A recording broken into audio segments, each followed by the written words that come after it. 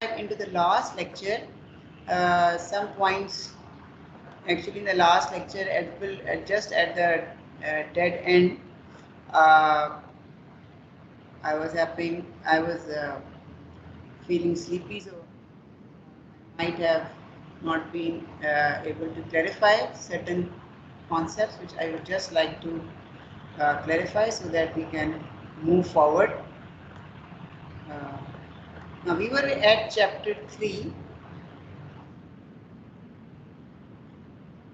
We were studying, binary modulation techniques, and I was trying to cover both aspects of the book as well as the notes of Dr. Mutahid, so that we are well versed with or well prepared with the end problems. All right, so I just wanted to discuss this point because I felt that this was this thing here. All right, binary amplitude shift keying. Uh, I told you that this is a type of antipodal signaling. This was the first type that we studied, antipodal signaling. The antipodal signaling is also binary pulse amplitude modulation that is discussed in the notes as well here. Now, the main thing is the signals are antipodal. You find their their dot product, the signals are 180 degree with respect to one another. And within this antipodal signaling, we saw that PAM, which is binary pulse amplitude modulation, is a part of antipodal signaling. And we also saw that binary amplitude shift keying is also a part of antipodal. PAM was a part of this, and this we covered in. And this shift keying is also part. Here, this was not difficult. It was cleared. There were some problems. For example, that how come its energy is 1? But its energy will be EB. If it is normalized, its energy will be 1. And he said it was shown in the problem 8.5. And there I said that you can come to my notes. So, and you can see the energy was EB. Now the main thing is that this cos 4 pi must be 0. And we know this will be 0 provided the interval is some integral multiple of its time period corresponding to FC. Okay, if this is the case, then there is no problem. Now in the end problem, you can see the condition is there that FC has to be some integral multiple of 2TB. I just wanted to clarify because there was one mistake in the last lecture and I have corrected this. This could be written as K over 2 FB. TB is 1 over FB. So I can write this as 2FC is equal to KFB, or FB is 1 over TB. FCTB is K over 2, or I can write as TB is equal to K over 2, FC is TC. Here, if I take the values of 2 K is just an integer. If I take K to be 2, 3, 4, all right. So you have you will have multiples that will be greater than TC. So there is no problem. But what is the minimum value will be K will be equal to 1. So in that case, if it is satisfied, then it is definitely will satisfy for other cases. So I take K is equal to 1. In that case, TB comes out to be half TC. But at the same time, we know that the frequency used in the integral is double the frequency because it is cos 4 pi FCT. Because in the integral, because of the formula, I think you know the formula. It's cos 2 theta, so it becomes cos 4. So its FC is actually 2 times FC, okay? And hence its time period is this. So it comes out to be that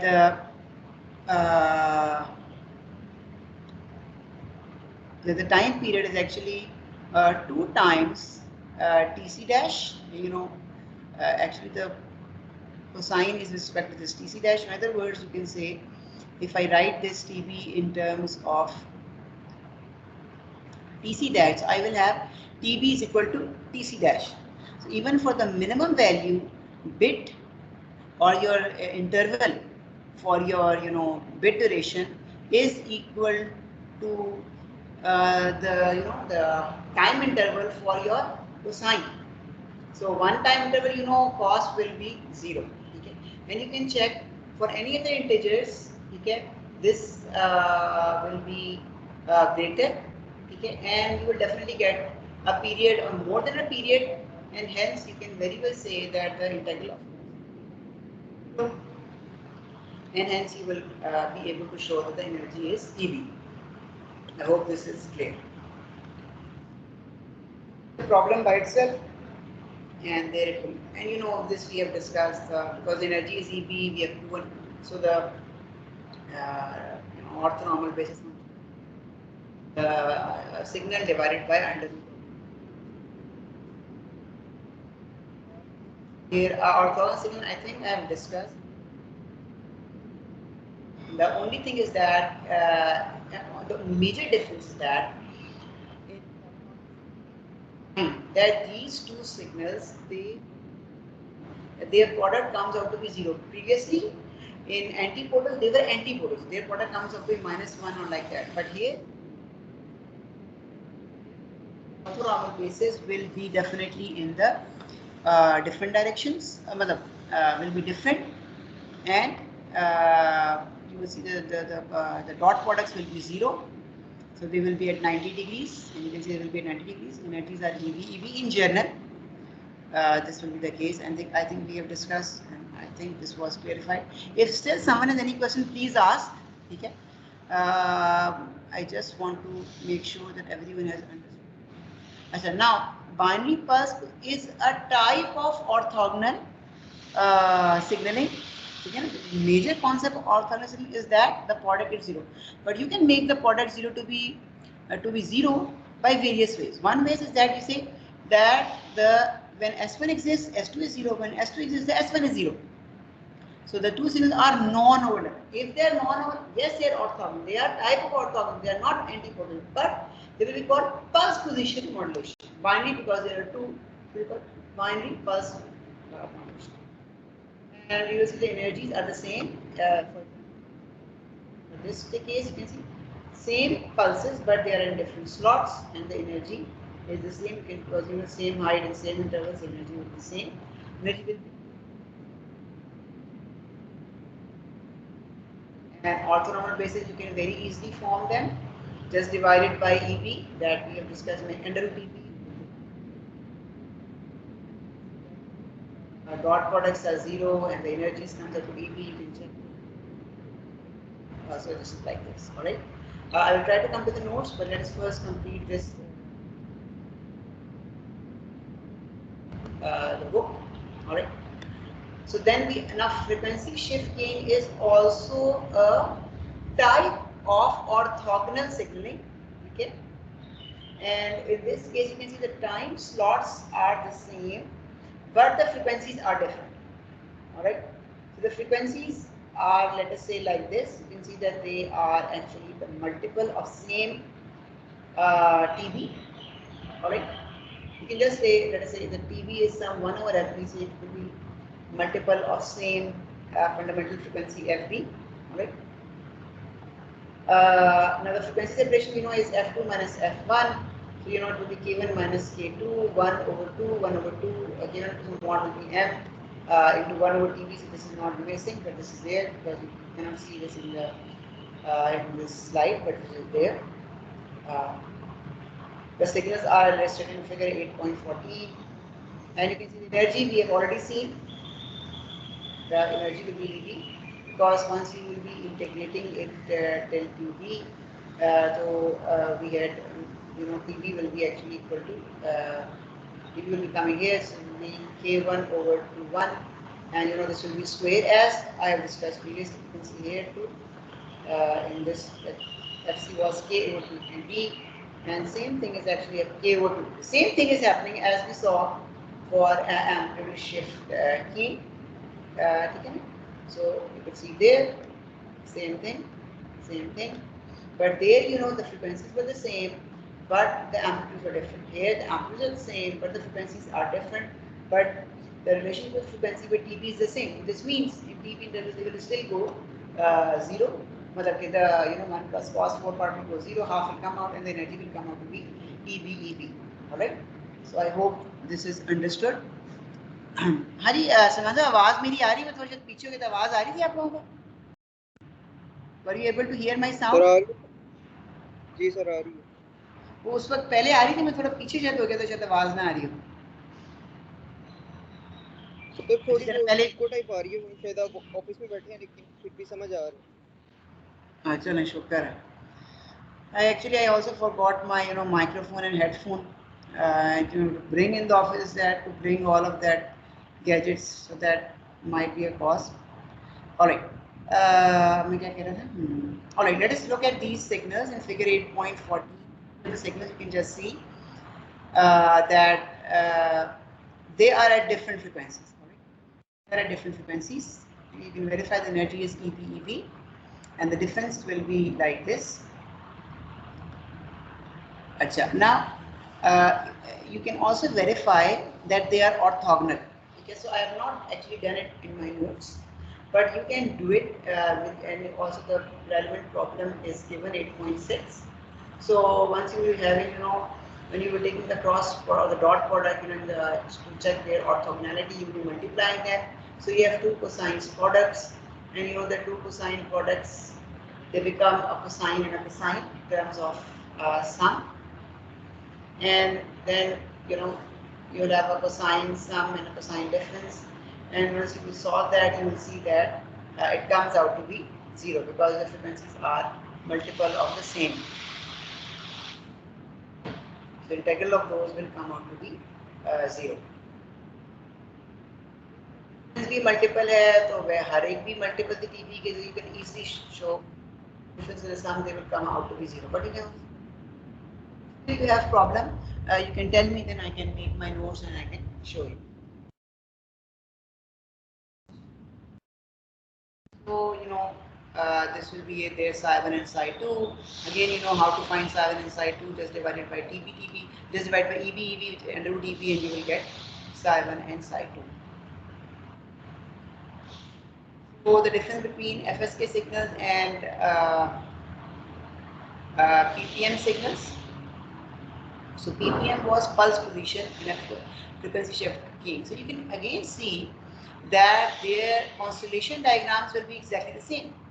As we saw that for amplitude shift keying, and we saw that for PAM, they also had the same vector representation. It was, you can see EB, EB and minus EB. Both had this geometric representation or constellation diagram. And here also you can see that in case of orthogonal signaling, yes, I know this is the geometric representation, and for both of them, it comes out to be the same. Okay, but you can very well see that both of them will have this type of constellation, EB, and E, but they are at 90 degrees because they are at orthogonal. Alright? So, but what is the difference? As we have seen, the difference is in the frequencies. Is in the spectral characteristics, or you can see the frequencies. Because in PPM, pulse position modulation, you can very well see that the signals, they are considered at f equals 0, but in FSK, because you can see you are shifting the signal to F1 and F2. So this F1, F2, you can see here this is around 0, while this is around some frequency FC or whatever. So you can see here the PPM are baseband, yes, and FSK are band pass. Nice. So I like this. Yes, their spectacles are different. One is for passband and one is baseband, but you can still see that their performance characteristics in additive wide Gaussian noise will be identical. We will be seeing this, okay? And the major thing is they are same because they have identical geometric representation. The representations are the same. Same thing we actually saw when we were comparing PAM with amplitude shift key.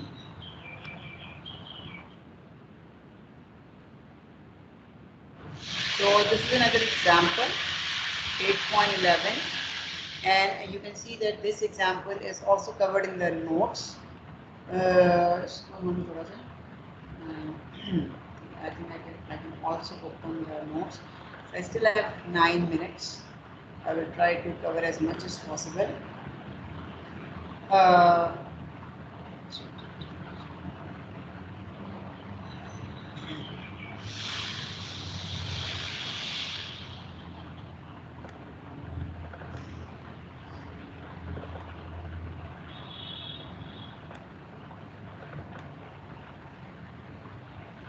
let us first of all cover from the book as much as possible. Then we can go to the notes if something is not understandable. All right. So we have again two orthogonal cellular waveforms. Okay, they are given here. You can see here. So you can see that they are not exactly pulse position modulation, nor we can say that they are exactly frequency shift keying. Okay, but you can see that they are orthogonal signals, because if you take the product, you know, half of time it will be positive, other half will be negative, and in negative to positive will give you zero. So they are orthogonal, but they are not, you know, shift keying. Is someone has any question? Haji Naman, your mic is on. Oh, all right. So now it is off. So you can see that they are orthogonal, but they are not of the specific type, but they are still orthogonal. Okay. So how to deal with it? Let us first of all try to understand from the book. If the steps are missing, then we will go to the notes. So you can see in the notes, actually, an example is also covered. Try to approach our done. This example is exactly the same. So this example is exactly the same as given in this book. They are the same.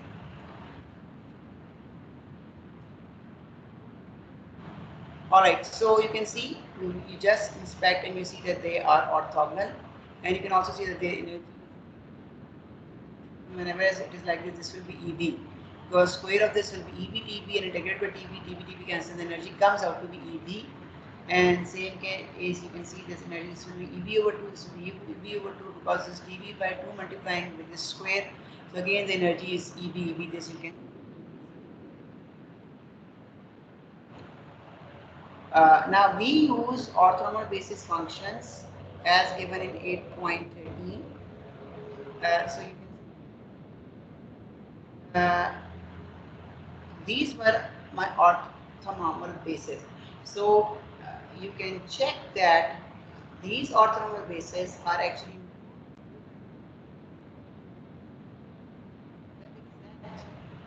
uh, from this exact signal specification, because if I have these signals and I try to draw the, I try to find out the orthogonal signals from them, you know, I will divide this by its energy, I will get the orthogonal basis from here, and then I will divide this and get the orthogonal basis from here. Okay, but instead of choosing, this will be also right, okay, but I choose two other signals, which I also know that they are orthogonal, but they are PPM, pulse position modulation. So this can also be done here as shown in the example.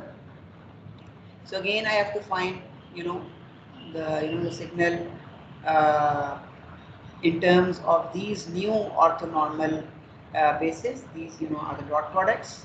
This will be the signal with itself, and these will be the products of the signal with the other orthonormal bases. This is the signal with its own with psi 1, and this will be with psi 2.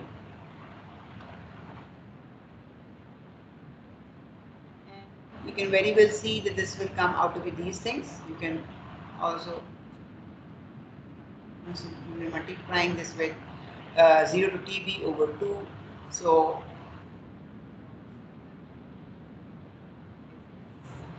which is 2 over under root 2 over TB. I this way 2 over TB under root, you know, TB will cancel, and you will get 2 EB and then this will be TB over 2. So you can see that 2 under root will go as 1 over 2 under root, and because you are dividing by 2 and under root 2 is the numerator, so you will get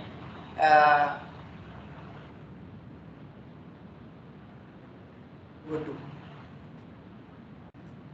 giving you under root EB over 2. हाँ जी, समझ आ रहा है कैसे आया? हमारी सलमान साहब समझ आ गया EB over 2 कैसे आ रहा है? जी sir. So in this way you can find other products that are not very difficult, but here you will see that these things are not zero. When you get a dot product of signal with the other orthonormal is not zero. Yes, they are not zero because you have not chosen the orthonormal basis based on the original signals. You have chosen based on some other orthogonal signals. That is why these crosses, cross or dot products with one with the other, or they are also not zero, and hence you will be getting these values. You can also check in the notes here.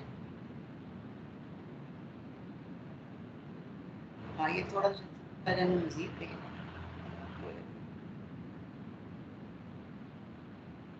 So for example, if I take the cross product of this signal with psi 2, psi 2, psi 2 is also under root 2 over TB, 2 over TB,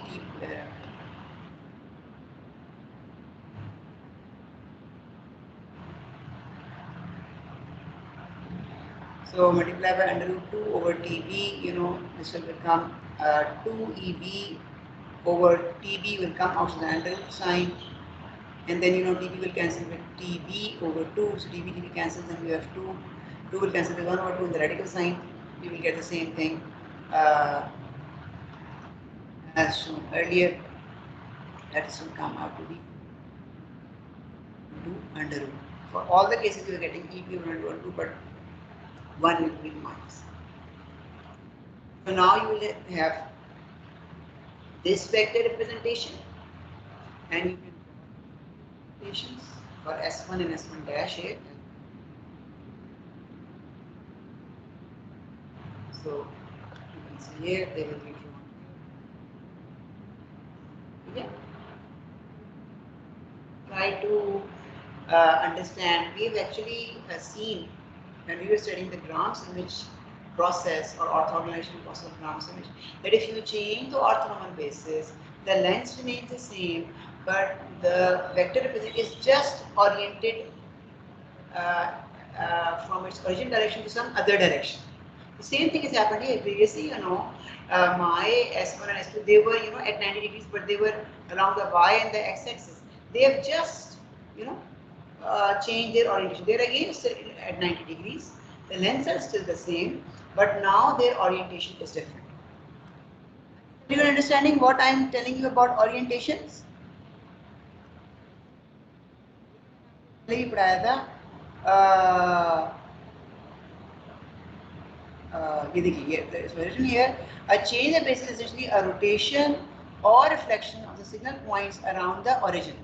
Mainly rotation reflection का मतलब है कि वो एक quadrant से exactly opposite quadrant में चला गया. That can also happen. But you can just see that actually the vector representation remains the same. It is just rotated by some. All the points are just rotated by the same degree to some other point. So basic constellation or vector representation remains the same. So you can also call this a vector representation, or you can also call it the constellation diagram. Alright, so I think if there is any question you can ask me. I have to take a break for my examination duties. Alright, so what I will do, the recording will remain here. It is being still recorded. So any student can come and his attendance will be marked. But I will be absent for about 15-20 minutes. Inshallah, I will come back to restart the lecture. Those 20 minutes or even 30 minutes, if they are left, we will cover them in some other lecture. Which I have also shown with the course for the midterm. I hope everything is clear. So this time we are having a less number of lectures because classes will end at on 2nd July. So we will mainly will have 13 weeks of lecturing or maybe 13 and a half. So the the course will be divided according to whatever we have covered within this short duration. All right, so I am now taking a break. It is still open, and lecture is still there, but I will be coming after 15 to 20 minutes. All right, thank you very much.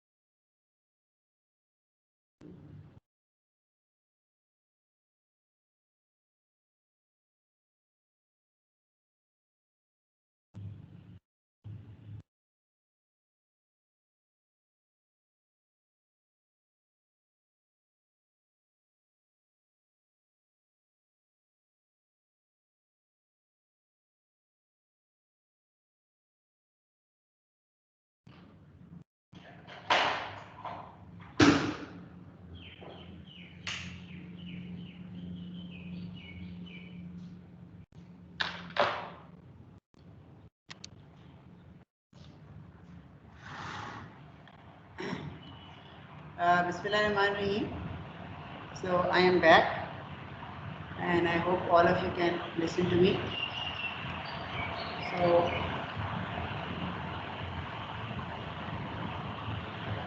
we have missed approximately 14-15 minutes, so we can cover that in some other lecture. All right, coming back to our lecture now. Haji, screen visible is Salman sir? जी sir नजर आ रही Sorry for that interval. Alright, so again, we will try to cover from the book, and if you find some difficulty, you can go to the notes. So we have understood that how can you modulate your signals for the you know for binary signaling, where any of those signals represent a 0 or 1, and the modulated binary signals, uh, they will be sent through the channel. The zeros and 1 will not be sent. Okay. So now, first of all, you had analog, you made it digital. Now, in order to send the data, you have to again shift back to the analog domain. Okay. So you are just representing your signals, maybe in the baseband or in the passband, by appropriate modulated signals, so that they can go through the channel. And at this in this chapter, we are assuming that the channel is the additive, second model. Uh, so I will take a break.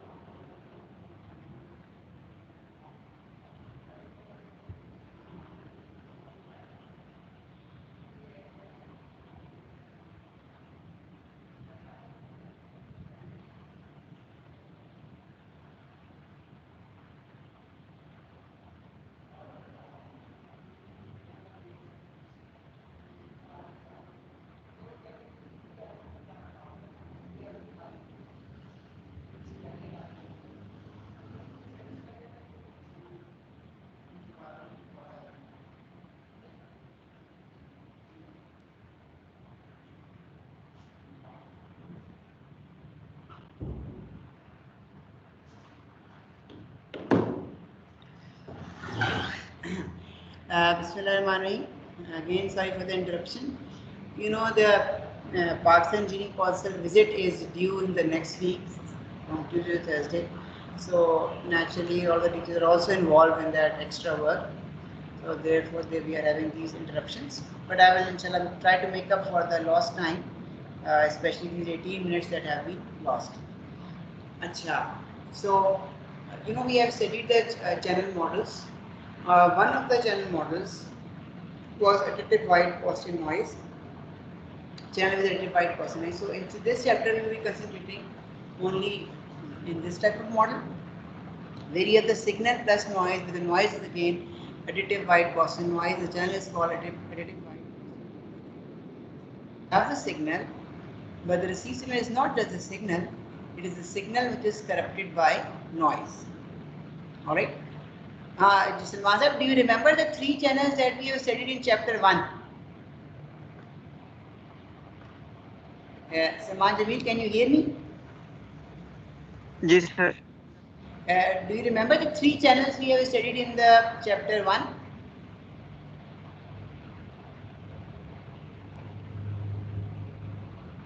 Sir अभी उनमें से मुझे वो AWGN याद है, बाकी तो One was AWGN, देने the नहीं है second इसमें one मुझे. was LTI, where the signal is convolved with the channel plus noise.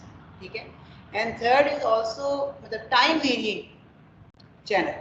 LTI is invariant, so the impulse response is not changing. But the third type was where impulse response is changing. That third type is not in the course, but the first two type, depending on how much we can cover in this constraint time period, so that is in those two are actually in the course.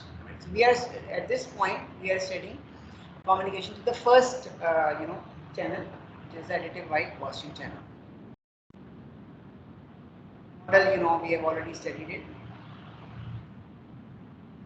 We now studying the or this received signal is signal plus noise, how you will process the signal so that you can decide because you do not know what was originally sent.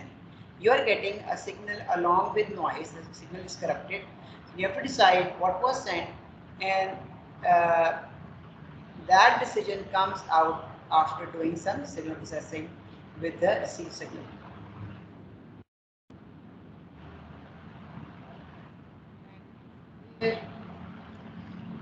Signal plus noise, and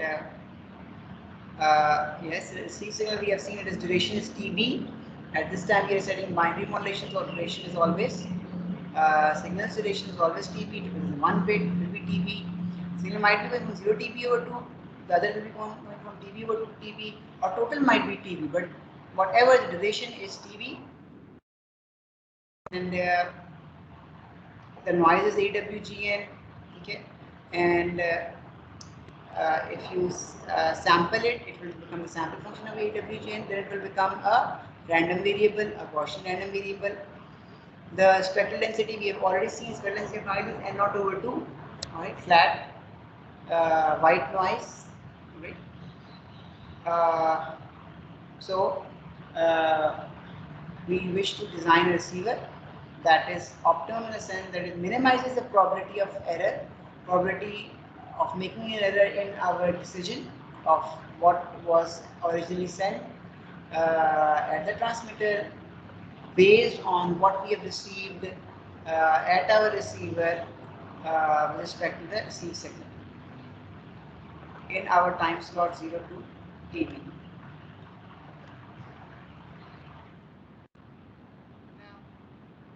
Subdivide the receiver into two parts. First is the signal demodulated part, and then is the detected part. So two parts: signal demodulated, we have a demodulated signal, and then we detect.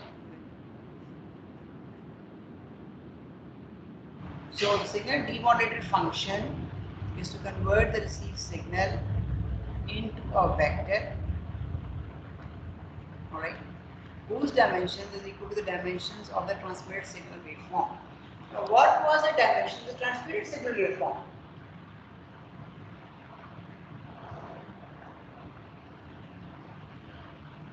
For example, if I am using orthogonal signaling, which might be pulse position modulation, it might be frequency shifting, or it might be any orthogonal scheme, what would be the dimension of my signals?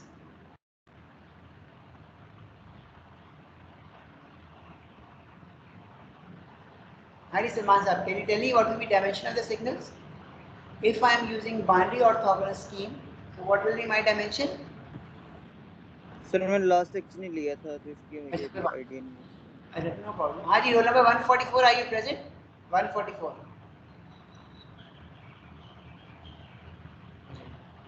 Alright, you might not listen to me. Haji Hafiz Sahab, Hafiz Mohammed Umar, can you listen? Yes, sir. can you tell me what will be the dimensionality of your scheme or of your transfer scheme? Why let us say I have chosen any orthogonal scheme. So what will be its dimensionality? नहीं sir ये नहीं पता. अच्छा कोई बात. Any other student? Hey, roll number 1 कहाँ है? Roll number 1. I really miss that student because that student got very good marks in ENT. I also wanted their feedback. Roll number 1, can you listen? Of C section, roll number 1. All right. Any other student who can give some input to this answer, to the answer for this question? All right. So the answer is that dimensionality will be 2. You know how we found the dimensionality? By the Grams image process. For example, we took 4 signals and then we found that their dimensionality was 3 because all of those 4 signals could be represented in 3 dimensions. Same dimensions as you studied in electromagnetics. You had x, y, z coordinates. With respect to communications, you have 3 dimensions. You have psi 1, psi 2, and psi 3. But in orthogonal signals for binary, you had psi 1, psi 2. But for antipodal or antipodal signal, your dimensionality was 1 because you had only single axis along the x-axis that could represent both the signals. Alright, so we are getting a received signal. What we would want to convert it into a vector so that the received signal could be pinpointed into the vector representation or on the constellation diagram, and then we have the detector, okay, which can decide, we will be seeing based on the distance of that with the distance of the vector representation of the received signal with respect to the vector representation of the 2 transmitted signals. Alright, so whenever the distance will be less, you will find the distance from the received signal vector representation with respect to the vector representation of the original transmitted signals, and wherever the distance will be less, you will decide in the favor of the signal whose distance is less, whose distance is less with respect to the received signal. देखिए received signal आपको receive हो गया. So you find the distance of the received point, vector representation of the received point. You have a vector in the constellation diagram on the vector representation, and you can find the distance from the tip of those vectors between the received signal and one transmitted signal, and the received signal and the other transmitted signal. So whatever the distance is less, you will say, alright, that transmitted signal was actually sent from the transmitter. Hari, कुछ समझ आ रहा है आप लोगों को? What I am trying to emphasize here? Why we are going to the vector domain? Alright, let us go further so people might be able to understand. So 2 realizations of signal demodulator are described in this section, which we will be studying inshallah. The first is called the signal correlators, and second is based on match filters. Then after the demodulator, we will have detectors so that the probability of error is minimized. So first of all, we study the first type, that is the correlation type demodulator, and so the received signal is processed by this demodulator. Let us try to make a demodulator, correlation type demodulator for binary antipodal. For binary antipodal, alright, or let us say binary orthogonal. We have just seen that in binary signal actually there are actually 2 major types, antipodal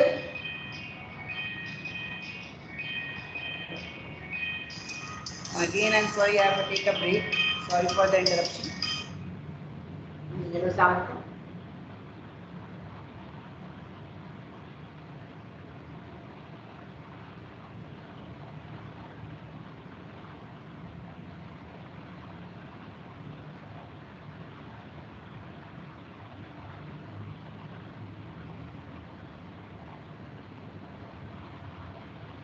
हाँ तो आप कह रहे हैं हमारे पास तो वो है ही नहीं, ठीक है, वो तो आप बस लिख दीजिए हमारा मेंशन, क्योंकि हमने तो करना था वो कोविड की वजह से उनका वो ही नहीं है कॉन्वोकेशन। बस आप उनको बता दें मेरे पास ये है, बस यही मैंने देना है।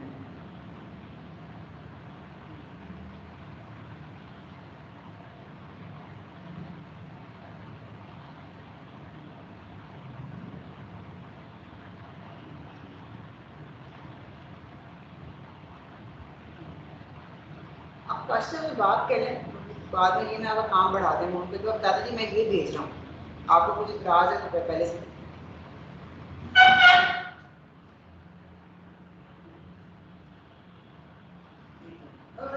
कोई नहीं कहा था आपस में वो दिखा के रख देते कि कुछ और ताकि प्रिंट करने से पहले आप उनको दिखा दें, बाद में छुट्टी ना हो।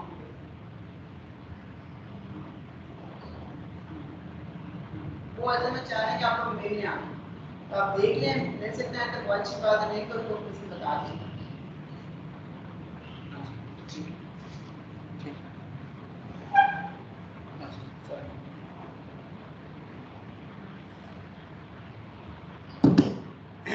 Alright, Bismillahirrahmanirrahim again, I'm sorry for the interruption. So we were studying correlation type demodulation, and we have seen that in the case of binary signaling, we have actually two types. One is antipodal and the other is orthogonal. So we will try to design the correlation type demodel for both these types. And if we will be able to cover for any binary signal. Let us do for antipodal. Now we know for antipodal you have only one basis, because you could see as you said it that only one orthogonal basis was more than enough, because signals were lying on the same orthogonal basis but positive negative. Alright, so we just need one sighting. Alright, so we will just correlate the signals with our sighting, okay, with one dimension. So now you know the signals that are being sent in vectorally, they are represented as EB or minus EB. You can see in the constellation or the vector representation of antipodal signaling. Now what will be the receive signal? The receive signal will be, the signal sent, which will be actually S1 or S2 into psi t plus the noise. Now I will take this signal and I will put it into my demodulator. Multiply my RT by psi t. Because I have one dimension, I will just multiply by psi t. And after multiplication, I will just integrate the product over that interval 0 to TB.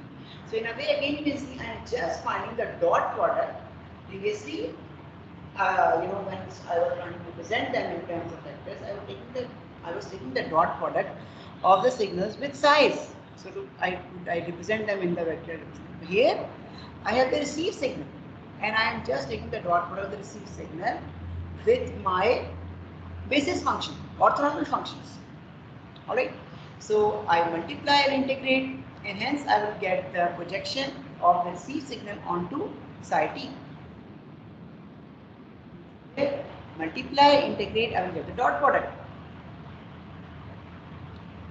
I will sum it up from 0 to TB, so then I will sample at TB as integration finishes, and at the same time that you use 0 to TB, you get one value, you integrate that value, and that analog value will come out.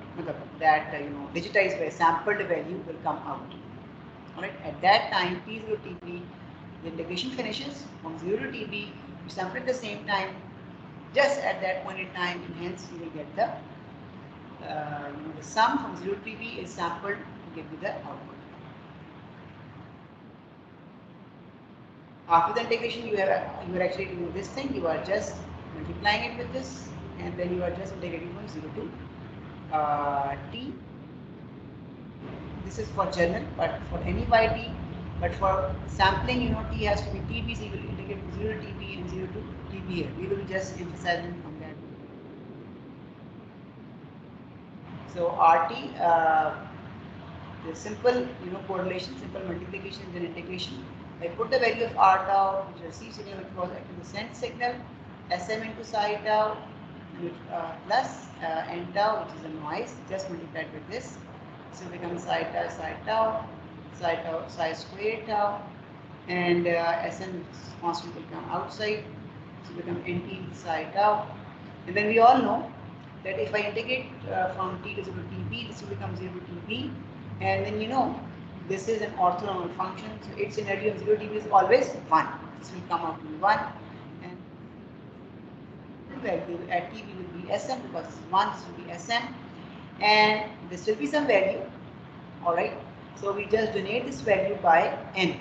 There's some value which is actually the product and then the integration of the noisy part with the orthonormal basis. TB is IT with n tau.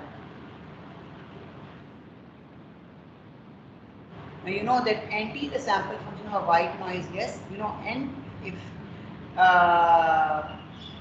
if it was just nt is actually a white noise Gaussian process. Okay, and if I sample my n, then I know I will get the stochastic process changes to a random variable, and the random variable will be a Gaussian random variable. Alright, so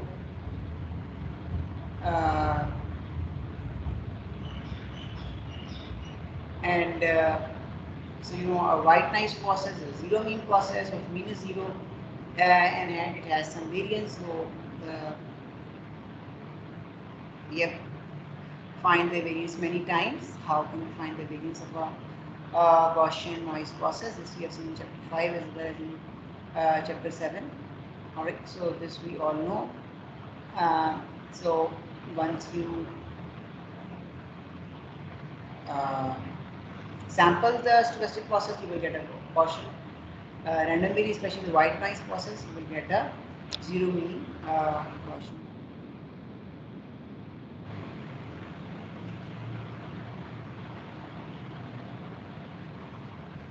So let us try to find, so yes, this is the output, but let us try to find its variance. You can very well see if I try to find the mean of this n, you can see this will be 0. Alright, so mean of this will be 0.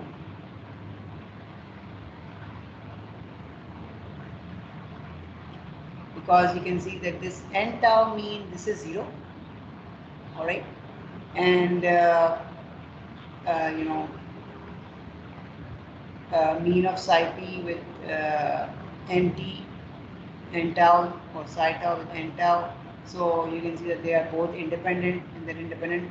So this will become E of psi tau, this will become E of n tau, and then E of n tau will definitely be 0, because this is 0 mean Gaussian process. Hence this will be totally 0, and hence E of n will be 0. So we have a 0 mean. This n, this sampled version of this integral at 0 to tb, you will see that this will have a 0 mean, but we need to find its variance, and we will be finding its variance here. Is everyone understanding how do we get 0 mean of this n, this sampled version of this correlator in terms of the noise?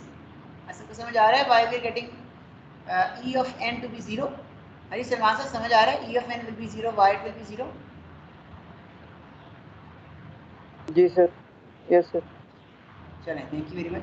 Now let us find its variance. Alright, so how you can find the variance? The formula variance is E of x squared minus the E of x minus eta whole square.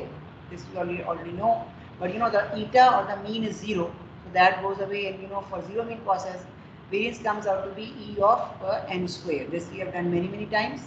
Alright, so you know the variance is equal to power, because the mean is 0, so it will be E of n square. Now what is n square? You know n is this, you just multiply 2 times n, and then you take its expectation. So same function but 2 times. So you know you will change the variables so that there is no confusion. So I have taken one variable as tau tau, the other variable is dt d tau, and you have double integration.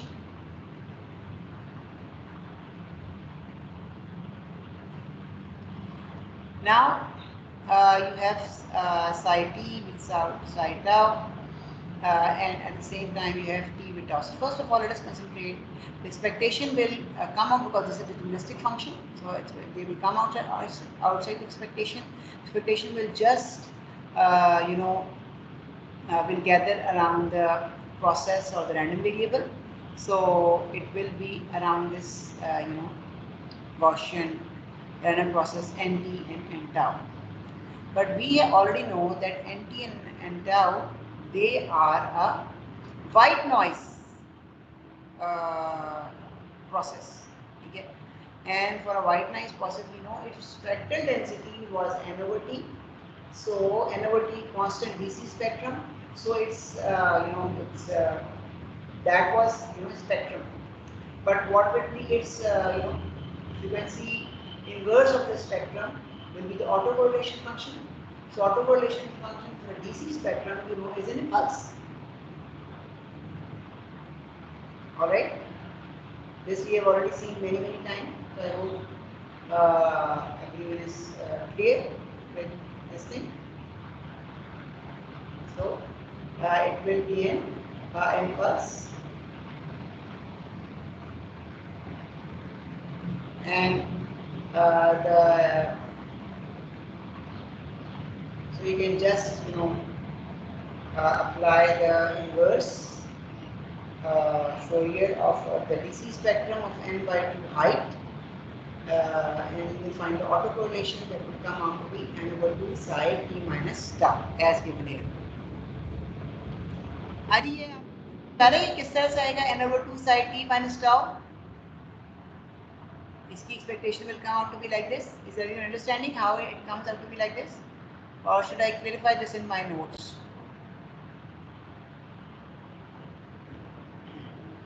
Salman साहब, समझ आ रहा है कि यहाँ से ये कैसे आएगा? जी सर, ये क्लियर है मुझे तो. Thank you. This makes my work easier. So it is very well defined. DC spectrum is an autocorrelation, and it is, we have seen that it is tau. आप कहेंगे सर ये t minus tau कैसे? अगर आप वहाँ याद करें कि कैसे बना था, Fourier was r of tau. Tau is a time difference between the two x1 x2, x1 t x2 tau. The t minus tau was pure time difference. Autocorrelation, for a wide sense process, the time difference is t minus 2. That's why it is t minus tau. All right. वहाँ पे तो आप लिखना r x of tau, and there you take the Fourier transform r x of tau e minus j to pi tau. That is why it comes to be frequency PSD spectrum Fourier. That is why you have to take that tau will come. That is why this is t minus tau, and this is spectrum. This will be del, height will be n over 2 on the both the sides. All right. Now once you have this, then this becomes very easier, because once you have a pulse, you have to apply the famous shifting theorem. So this product will only exist at the point of the impulse. The point of the impulse is t is equal to tau. All right. So if I apply the first integration, so you can see that let us say d of tau.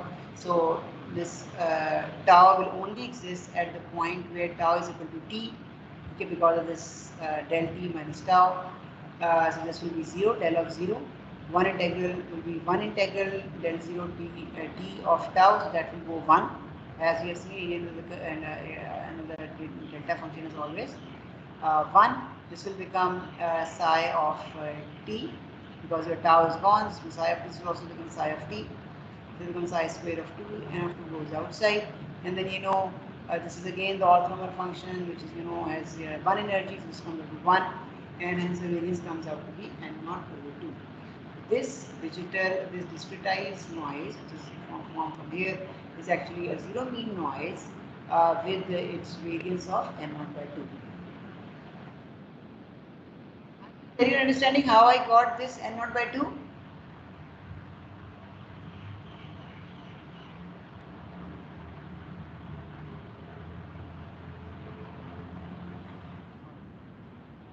So now I have a signal plus n. N is a zero mean with variance n0 by 2. Sm is the whatever the original signal.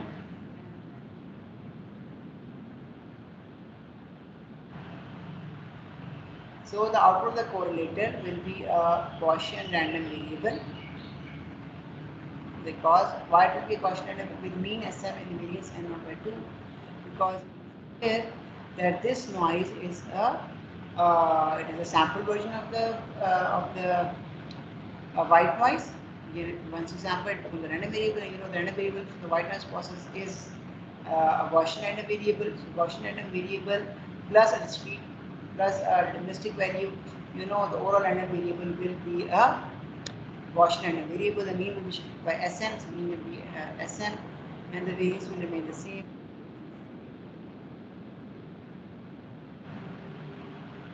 So you know I can draw its, I can write its PDF. PDF of my Y signal, receive signal Y, given that Sn was sent, so uh, you know you can just apply the you know probability rules that you have already studied, which will give me Y minus Sn whole square, because the mean is shifted by Sn. The variance is n0 by 2, so 2 sigma square, you know 2 cancel, it becomes n0. Here it is also 2 pi sigma square, n0 by 2, 2 cancel, this becomes pi n0. This is the PDF of my signal given that Sn percent will be this. आरी समझ आ रहा है आपको ये कैसे आया?